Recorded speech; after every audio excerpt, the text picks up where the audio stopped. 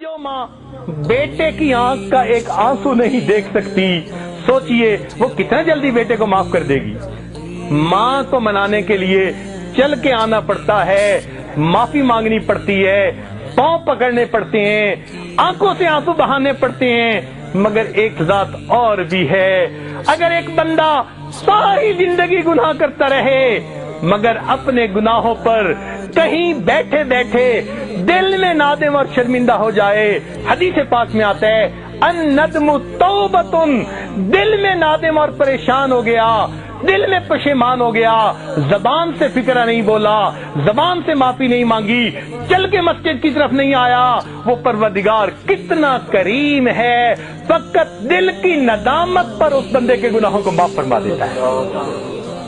तो मालूम हुआ कि जितना इस दुनिया में अल्लाह ताला को मनाना आसान है, किसी को मनाना इतना आसान है। इसलिए कि जो मोहब्बत अल्लाह ताला को बंदे के साथ है वो मोहब्बत किसी को बंदे के साथ नहीं। इस दुनिया में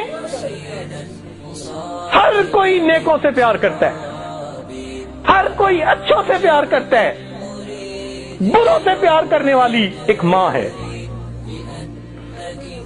औलाद बिगड़ जाए वो कहेगी ये नसीब बच्चों के, मैं तो माँ हूं, मैं क्या करूं। बुरों से मोहब्बत करने वाली इस दुनिया में अगर कोई हस्ती देखनी है तो वो माँ की हस्ती होती है। अगर माँ ममता की वजह से इतनी मोहब्बत करती है तो अल्लाह रब्बुल इज्जत भी अपने बंदों से उसके बढ़ के मोहब्बत करते हैं।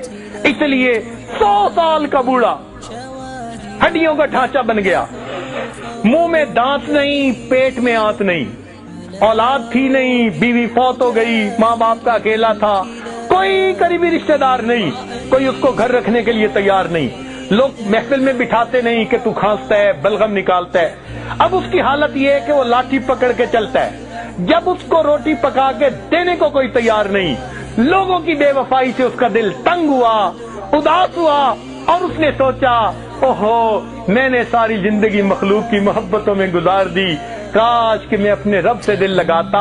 इस 100 साल की उम्र में लाठी पकड़ के अपनी झुकी कमर के साथ हाँफता हुआ, कांपता हुआ अगर वो अपने रब के दर की तरफ चलता है तो अल्लाह रब्बुल इज्जत उस बंदे को ताना नहीं देते, तूने अपना जमाल कहाँ जाया किया, अपना माल कहाँ जाया किया, क्या है तुम्हारे पल्ले, अब तुम्हें ये वक्त याद आया। मेरा परवरदिगार अपने बंदे को कभी ये अल्फाज नहीं फरमाता, बल्कि वो अगर बूढ़ा भी चल के आ रहा होता है, अल्लाह ताला की जो है हदीस कुदसी उसका जवाब है कि मेरा बंदा मेरी तरफ एक बालिश चलता है, मेरी रहमत 2 बालिश जाती है। अगर वो चल के आता है व इन अतानी यमशी अतईतहु हर वाला, मेरा बंदा चल के आता है, मैं बंदे की, मेरी रहमत बंदे की तरफ दौड़ के जाती है। तो जो परवरदिगार अपने उस 100 साल बूढ़े को भी ताना नहीं देते, बल्कि और जरा बात सुन लीजिए कि अगर ये 100 साल का बंदा शराबी था, जानी था, इसने आके तौबा कर ली, अल्लाह ताला गुनाह माफ फरमा देते हैं। और फिर एक और बात, शरीयत का मसला सुन लीजिए, अगर किसी ने सच्ची तौबा कर ली, शरीयत कहती है अब उसको पिछली जिंदगी के गुनाह पर कोई आर नहीं दिला सकता, ताना नहीं दिला सकता। हदीस पाक में है अगर कोई बंदा गुजरी हुई जिंदगी के गुनाह का किसी को तौबा के बाद ताना देगा, अल्लाह ताला इस बंदे को मौत नहीं देंगे जब तक उसी गुनाह की जिल्लत में गिरफ्तार नहीं फरमा देंगे।